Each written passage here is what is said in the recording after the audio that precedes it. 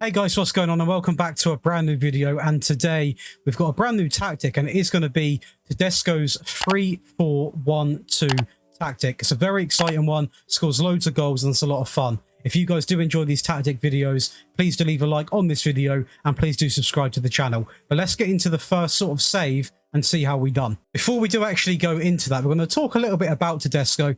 I like to sort of, do this sort of segment of the videos now, just to give you a brief rundown. So obviously, he's a manager that has previously managed, obviously, in the Russian league and now currently at Leipzig. Now, Leipzig had a bit of a mixed start. I'm actually a big fan of Leipzig. I love to watch them play, love support. I've basically supported them for like 5 to 6 years now. I don't know how it come about, but I really do enjoy watching them play. This system is very fun to use and very, very intense. A lot of pressing, a lot of attack and freedom in the system as well. One thing which I would say has to be done very correctly is getting the defending right, because three at the back systems can sometimes mean that you score lots, but you also concede lots, and obviously that's not ideal. What I've done with this system is I feel like I've perfectly replicated what his idea is, and that is to obviously have the balance of winning the ball back aggressively with a high press and scoring lots of goals, but also having that defensive ability so you don't concede loads and loads and loads of goals. Obviously, a system like this, you are going to concede possibly a few more than what you would if you were playing a 5 at the back, park the bus. But it's all about, sometimes if you want to go down the path of outscoring teams, if you want to go down the path of just sort of countering, then obviously you would play a little bit more defensively. But overall, this system is really fun to use. I know I've enjoyed testing it. I've actually not personally played with it in like my own save yet, and I already had loads of fun testing it out with the 3 teams that I have chose for today's episode. The teams I have chosen are going to be a wide mix. 2 sides are going to be in Germany. There's going to be Leipzig and Schalke, and I'll leave the other one as a little surprise. But if you've seen the thumbnail, you already know. But let's get into the first save, which is going to be with RB Leipzig. And this test went very well with RB Leipzig, managing to win 2 trophies, being the Bundesliga and also the DFB Pokal trophy. Not expected to win the league by any means of the imagination. I would definitely favour Bayern in that. And also the Pokal, obviously they did win it in real life, so it is quite good that we've replicated that at least, which makes up for the disappointment in the Champions League. But I don't feel like we're quite ready to beat Manchester United just yet and progress in the Champions League. We were the best at scoring goals, scoring 102 and only conceding 20, so definitely not the issue there. A fantastic season out of some of the players. We'll do a brief rundown. So we're going to be talking the likes of 59 goals from Timo Werner, obviously going back to his former club. Andre Silva with 28 and Nkunku with 10. You've got Schalke there coming in with 10 as well. In terms of assists, you've got 19 for Olmo, 18 for Silva, 15 coming in for Raum, 12 coming in for Nkunku, and 11 coming in for Timo Werner. In terms of actual stats into the season, team attacking, absolutely sensational. Bang on 3 goals a game, which is really, really good, to be honest with you. Quite good pass completion as well, sitting at around the 88% mark, nearly 89%. In terms of defending, 0.59, so again, we're smashing it out of the park when it comes to stats, because at the end of the day, we're conceding 0.5 goals a game, say 0.6. If you want to be mean, round it up to 1. And we're conceding, and we're scoring, 3 goals. So we're scoring triple what we're conceding, really. So, I mean, to be honest, in terms of stats in this league, we sort of did run away with it. I know I can see some of the comments already going to say there are more competitive leagues, and you're right, there are. But at the end of the day, Leipzig are not expected to win the Bundesliga division at all. You would probably favour Dortmund over them to do it at the moment as well. So the fact we've come out in the first season, and obviously in these rebuilds I make no signings myself as well. And, sometimes I don't always start the best, because I do have to tweak the tactic as we go on. And Leipzig was the first team that we tested it with. So, I mean, it's gone very, very well. And to be honest, this tactic does suit the Bundesliga very well, because the fullbacks, the Bundesliga hasn't got as great of defences as like the Premier League or possibly even the Serie A, to be honest. So you really do notice how dominant you can be going forward. And obviously, when you've got 2 fullbacks that get forward, you've got 2 up tops, you've got an attacking midfielder as well. There's a lot of danger into that penalty area, and it's very difficult for teams to defend it. But let's get into the next save, which is also going to be in Germany, in the lower division with Schalke. So, something funny happened here, actually. Well, not funny, but we actually managed to go out to Leipzig, but all the ways to the semi-finals of the Pokal. So we progressed in that very, very well. Instantly got promoted and absolutely thumped this division big time. 100 goals, best in that category. 22 as well, best in that one.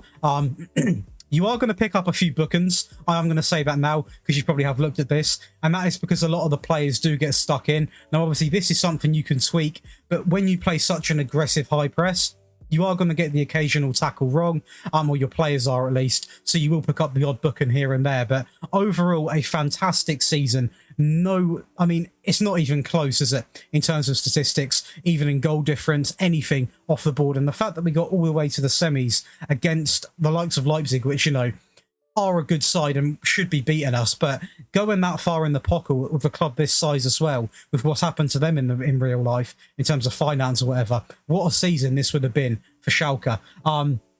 In terms of actual stats then, so goals, we've got 32 coming in for Larson, Tarode coming in with 19, 13 for Harrod, obviously a very good player, 10 coming in for Bolter. In terms of assists, we've got 18 for Wohan, we've got Harrod coming in with 14, 11 for Zalazar, Kroll, I think that's how you say that, with 10 assists. He's actually, is he on loan or is he a loanee? On loan from Spartak Moscow. So he's actually someone we can read out. 10 assists from him and a couple of 7s here. In terms of the team stats, because that's the most important, team attacking, nearly 3 goals a game, just under 2.9 goals a game. Pass completion, again, very, very similar, 88%. So although it is a very high pressing and, you know, aggressive system, you are also very good at, you know, completing them passes and not, you know, wasting the ball, giving it away, going long 24/7. In terms of defending, again, very, very good, 0.6, so still under a goal a game. Tackle win ratio sitting at around 80% as well, so quite good considering, as I did mention about 2 minutes ago, that you will occasionally see the odd foul here and there because you play with such a high, intense game style. You can't always guarantee that the tackles are going to be the cleanest. But that's part of the fun for me anyway. I love that when that happens. That's just who I am. I love seeing a little bit of dirty, you know, football. Why not? At the end of the day. But overall, a fantastic season. I don't think we can take anything away from ourselves there in terms of how it went, in terms of the goals, in terms of the goals conceded. And that leaves me with one more team to test, which we are going to get into now. But if you are enjoying this video so far, please do subscribe to this channel, guys. I can see there's loads of people that love watching these videos, that do watch the videos consistently, that are still not subscribed. It's completely free. It helps the channel grow, and it means a lot to me. It really does. But let's get in to the next team and see how we do in the Russian league. Probably wasn't a surprise because you guys could see it in the thumbnail, but that is going to be Spartak Moscow, his former side. We managed to win this division relatively easy, scoring 90 goals with 90 points of an 84 goal difference. Lost in the quarterfinal to a team that we definitely should have beaten. That's the only downside that I can think of. The entire saves that we've done, that was the only downside. 99 goals, by the way, only 15 conceded. Obviously, you do play slightly less games, so that is why I said that we did score quite a lot of goals, because we played less games and nearly matched what we scored in a division where you play more. So again, fantastic when it comes to scoring goals. In terms of the squad, we are going to have here 32 goals coming out of the Cholson, Sobolev with 30, 12 coming in for Quincy Promes, obviously their new man there. These guys are on loan away from the club, so I won't say anything about that. Ignatov coming in with 7. In terms of assists, we've got 12 for Ignatov, Victor Moses, blast from the past, sprained knee there. 10 for Promes, 9 for Zoblin, and the Cholson coming in with 8, and Prutsev coming in with 8. Now, what I am going to do is, I am going to quickly, before I do that, we're going to go to the data hub and see how we fared in this. Just over 3 goals a game in this one, so even better. Also, the pass completion is better in this one as well, so 89.54 pass completion and just over 3 goals per game. In terms of defending, 0.5 conceded again. Tackle win ratio sitting at roughly 80%. Clearances per game getting on for 40. Quite a few fouls, but I do keep talking about the fouls. We don't want to focus on the one negative in the whole thing. So overall, the stats definitely in our favour. And you know what? Very, very dominant across every single save that we have tested. But I'm going to hop back over quickly to the Leipzig save, and we're going to pick a game to watch and actually watch some 2D in-game footage and try and just, you know, break it down a little bit better. So We have picked a game against one of the tougher sides in the Bundesliga. It's going to be Bayer Leverkusen. And this was what was a comfortable 4-0 win. What I do always is I show you how this sort of lines up right from kickoff, because then you can really visualize how this does play out. So obviously we've got the back three here. It's going to be Willy Orban, Simakan, and also Guardio. And then the fullbacks obviously are almost like wide midfielders. They're not classed as wide midfielders, purely because with the players I had at Leipzig especially, they were a lot more comfortable being called fullbacks, but they were very aggressive. So in this position, we had Klosterman. Obviously, Leipzig no longer have a Mukalele, and also, do apologise, Halastenberg on the left-hand side. I don't know why Angelino wasn't playing, actually. But moving on, so you're actually going to see how this lines up. So obviously, you're going to have a few midfielders sort of in this position here. So you're going to have Dani Olmo, who is obviously the most attacker midfield player. You're going to have Nkunku, who is slightly deeper. And also, you're going to have Javert, who obviously is a little bit deeper than that. So I'd say not deeper, more or less centralised. And then what you've got here is you've got Andre Silva, who was playing the most aggressive sort of role on the pitch. And then Werner, I don't know why is this deep, but Werner should be about here in this system. And what happens here is, as I pointed out so many times in a system like Conte's, you can already see him develop them, but in various stages of the game, you will see these beautiful triangles appear. And this is how it is so easy to hold on to the ball, because at the end of the day, when you've got a team that are creating these triangles, you've got another one forming over here. You've got a triangle here as well. It's one of the best things in football as a manager to see. Another one here. When you've got a triangle, it is incredibly hard for teams to break it, because you've got three options. Obviously, if you want to get technical, you can also go back to the goalkeeper. When you've got that going on, there's so much you can do, and it's endless possibility. It really is. But what we're going to do is, because obviously we've tested with 3 teams, and I want the video to be ridiculously long, we are going to be watching purely the goals. But if you guys do want me to go back to doing all of the key highlights, comment it below right now, and I promise I'll do it. And while we're here, leave a like on the video. I'll give you 2 seconds. I appreciate it. But let's have a little look at the goals. So here we go then. Go into the goals. So it's going to be Olmo on the ball here. Again, we're seeing a little bit of the options on the ball here. Olmo cuts it back into Javert. Right. I mean, look at that. First touch, and Nkunku's going to go through. And this is what I do want to point out right away, because I know I said they were attacking, but the fullbacks do have a big license to roam in this system. Can you see the amount of space Halastenberg is in here? He's completely strict. Obviously, don't know why he's this deep. He's completely burnt him. Obviously, he's also got the option, probably will feed him back through, I imagine. We'll see it again. He does play it back. And Nkunku, is that going to go right through to number 7? Werner, who obviously split from these two. Again, it does through to Werner, takes it round, and looks like a little cheeky dink over the top. So that was to put us 1-0 up. This next goal isn't directly from a corner. You're going to see why there is always... This is the importance of one player in that midfield who has got a cracker long shot. Because if this ever happens, where we win it back quickly with Guardio, there's no better player on the pitch I would want that ball to fall to than Nkunku, who finesses it into the top right corner. And what a finish that was from him. We then go into the third goal. Beautiful play here. You're going to see number 16 give it to him and look like he's going to carry on running here. Let's see what he does. And Nkunku waits for it, goes back into Olmo actually, but this is what I mean. This guy here is still clearly onside. You can see number 12 playing him on. If Dani Olmo really wanted to here, he could do a quick dart here and pluck the ball out here. We're going to see what he does, but it's always good to see them options, because when you've got fullbacks that are too defensive, obviously, it doesn't really give you many options at all. But the fact that obviously Olmo, if he really wanted to, I'm not sure if he will, but he could play that ball long, and Klosterman is still miles onside, and then he could literally, he's got quite a clear run, and then you're going to have the likes of number 7 at this back post here. But let's see how this plays out then. We'll slow it down a little bit. So it's going to be Olmo plays the ball into Javert again. Look at the options getting into the box here. You've got Andre Silva. You've got Nkunku. Again, if you wanted to, you could play it out wide here to Halastenberg. This is a bit of a tricky pass now, so we're going to eliminate number 16. But what he does with the ball here, he plays that ball through, as I said, to Andre Silva, who we have marked up on the screen here. He goes through, takes it past the keeper, and makes it 3-0 inside of 40 minutes. The last goal comes here then, so it's going to be Campbell on the ball. Cuts it back into Raum. Again, this is what I like to see. Conrad Lima. Again, these midfield players, some of them aren't told to push up all the time. But if, again, in this situation, when there is definitely a chance on, hopefully he does pick it out. Raum could literally lay him off here, and I back Conrad Limes to have a decent shot on him. But we'll see what he does. He doesn't pick him out, which is a bit interesting to see. He actually goes back stick. Again, Henrichs to fullbacks in so much space. With the ball here, into Andre Silva, back into Henrichs, who actually takes the shot on again. One thing I will say is the best thing that I've really found about this tactic is how confident you can make them fullbacks play. If you were to use this system in a Liverpool side, where they've arguably got the best fullbacks for attacking, I dread to think how good they would be. It would be honestly incredible to see. But that is going to be what was a very comfortable game. 4 goals broken down in a game which we completely dominated. But let's get into the part of the video which I know you guys come for, and that is going to be the tactic breakdown.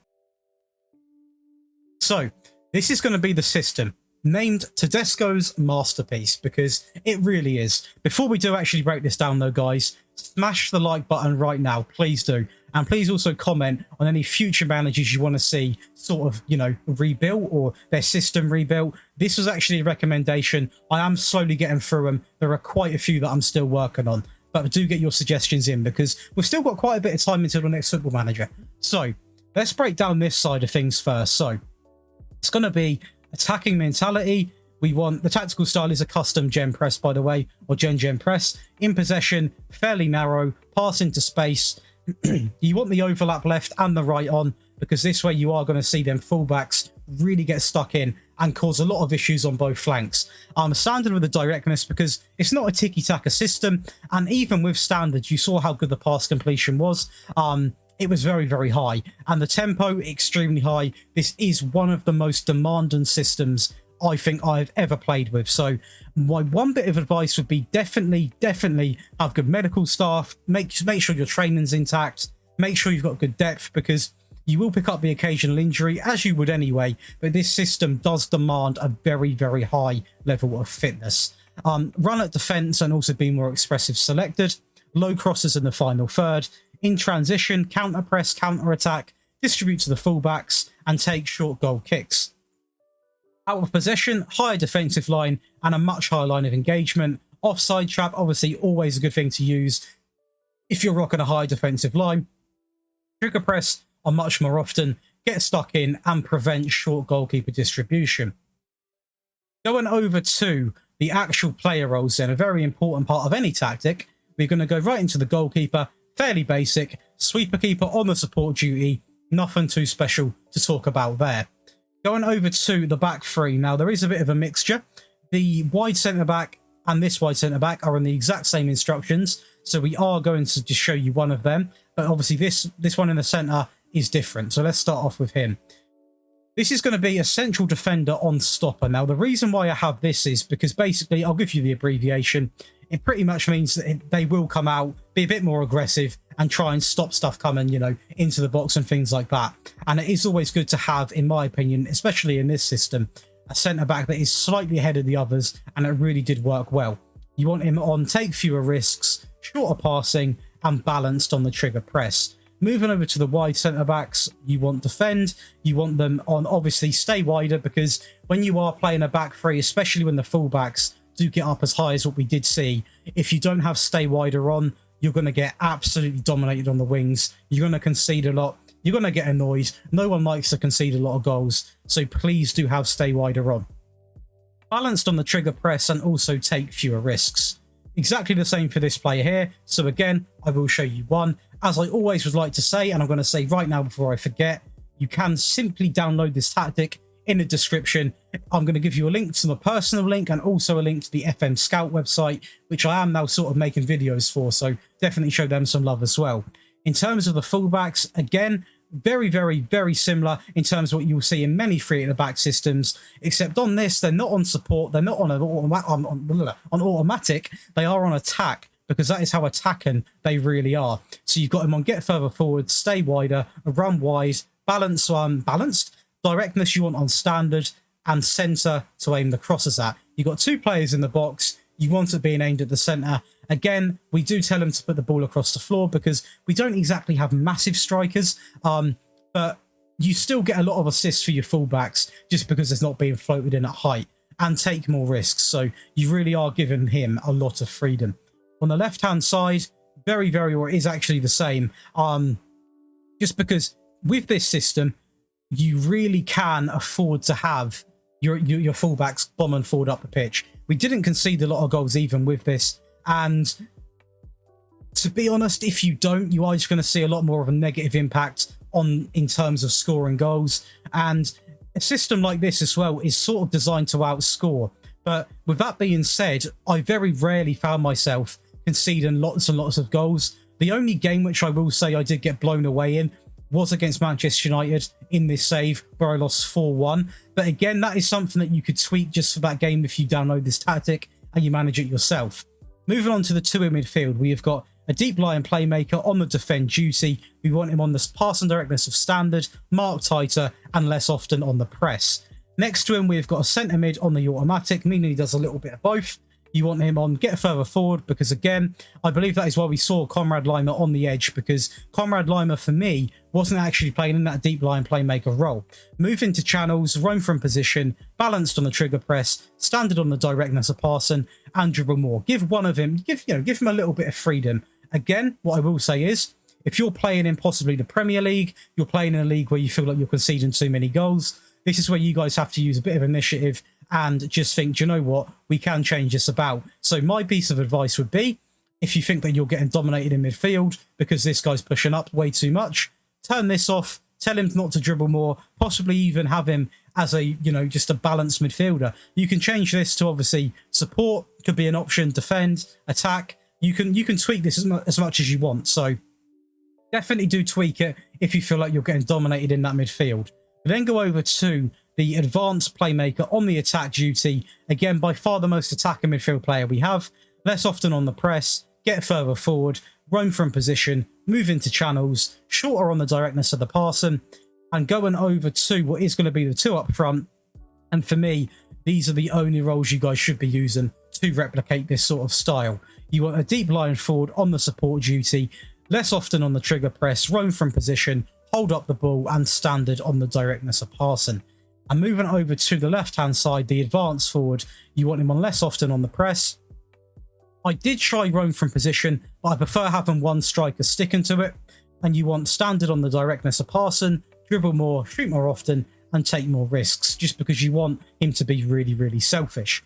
And that is going to be this tactic broken down. So if you guys have enjoyed this video, please do leave a like on the video. Do download the tactic completely free in the description and let me know how you get on. And if you guys do want to see more tactics from me, then please do subscribe to the channel and turn on notifications. If you guys do want to stay in contact even further than that, then you can hit me up on social medias as well. I've got my Twitter and Instagram in the description of the video. I love to interact with you guys over on there. A lot of you guys have been hitting me up on Instagram lately, which is always good to see. But that is going to be it for me today, guys, and I'll see you in the next one.